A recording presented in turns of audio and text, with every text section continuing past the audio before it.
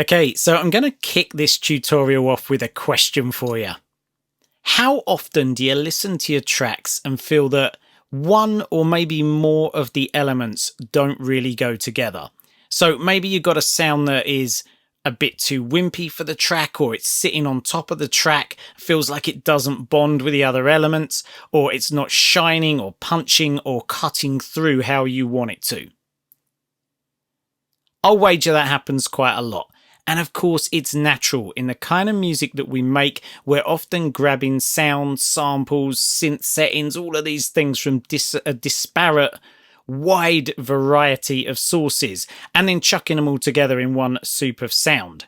So what I'm going to do in this tutorial is I'm going to share a tool with you that you might be overlooking that will really help if you find this frustrating and it often comes up in your tracks. So before we get going, have a listen to the example.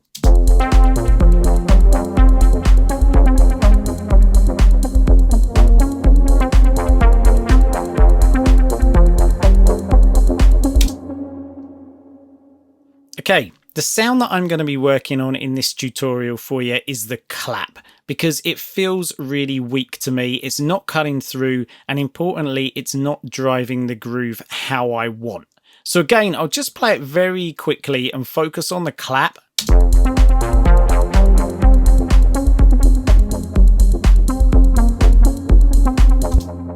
Can you hear it? Really sort of lacks body and character and punch. So how are we going to fix it? How are we going to resolve this?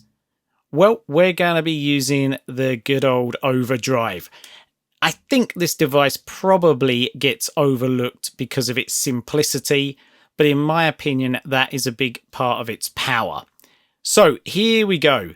Let's solo the clap, and I'm going to get rid of the reverb for now. I'll leave the EQ cut on because it's just taking out low-end frequencies that aren't necessary. They're competing with the kick and the bass, so we don't need them. So here's a very quick overview of the Overdrive. I've got it in a group with a utility purely so I can use the gain of the utility to level match. So it's like adding an output gain to the Overdrive, and that means that when we compare with and without the processing, we can level out the volume. We don't have our ears fooled by a louder signal that naturally sounds better. So first up, we've got the bandpass filter. This cuts out frequencies, or rather lets frequencies through, depending on how you look at it, prior to it arriving with the distortion circuit. So only the frequencies you let through here will have the distortion applied to them. Drive, how much distortion there is. Even at 0, there is some distortion, so don't think that's super clean. And then tone acts like a high-pass filter. When it's up at 100, all of the frequencies get through, including a lot of the really sort of shrill, often quite harsh top-end frequencies that can live in the upper mids and can make a sound unpleasant. Nothing wrong with that. You might want that to help it cut through your mix or have that aggressive sound. And as we turn it down, the sound will get progressively duller as higher frequencies are removed. Then you've got a dynamics control.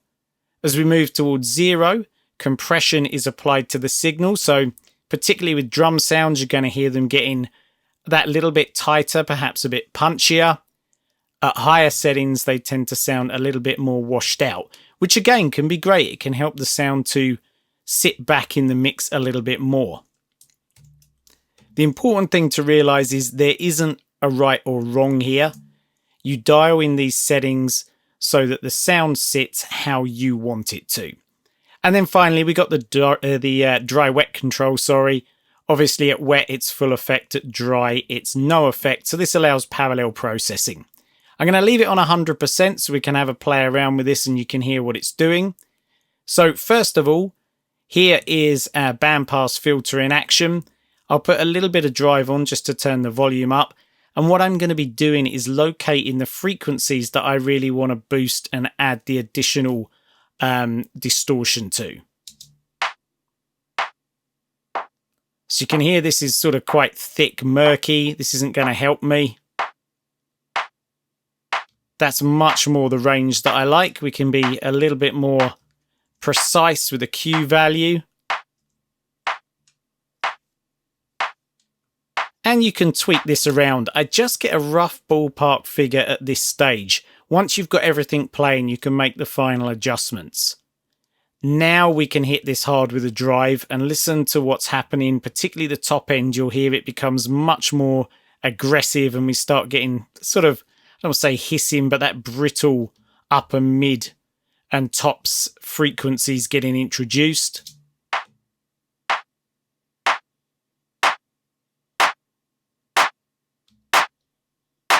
So I don't want all of the really crunchy stuff at the top, so I'm going to dial it back. And this is often how I set things. I push them too far so I can really hear what's going on, and then I dial them back to the setting that I want.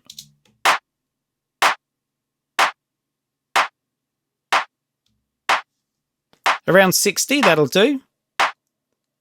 And then just to have a feel of the dynamics, listen as I bring this down towards 0, how the sound gets tighter and punchier.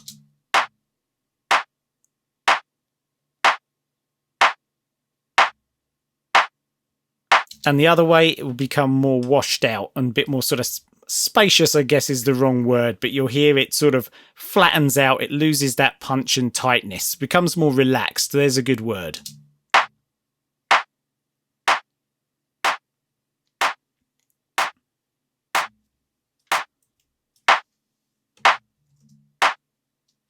I'll leave it at 50 for now, but you can hear this will be very useful for setting the groove because it effectively feels like it's setting the note length to some degree and how much articulation we've got in the sound, right? And then, of course, we can dial back the dry wet. So let's have a listen to it with the other elements playing at the moment, and we'll just play with the dry wet, see how we get on. In fact, super loud at the minute. So I'll just take a little bit of gain off of that. We'll level match in a second.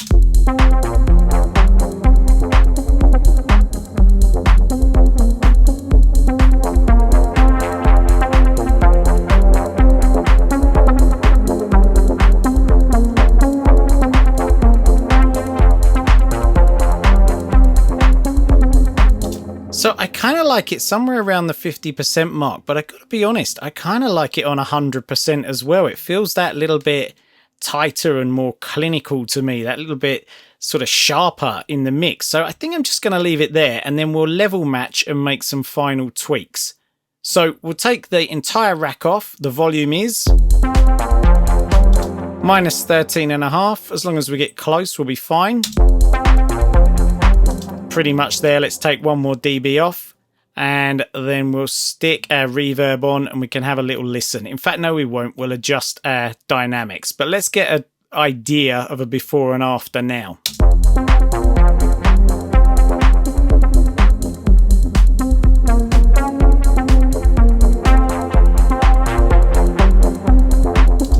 Really cuts through, right? So let's have a little tweak on the dynamics, see if we can get this sitting even better.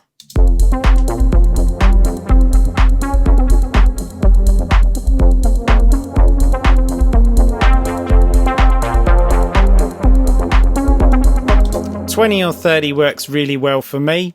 We'll get our reverb onto this. One last actual level match.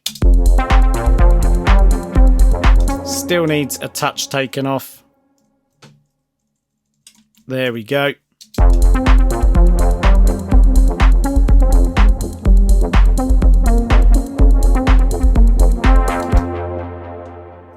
So I'm going to bring up our decay, give it a little bit more splash. And also, whilst we're at it, where are we? Over here. Let's just dial back a little bit, I think, on this reverb. It's a bit too much for me.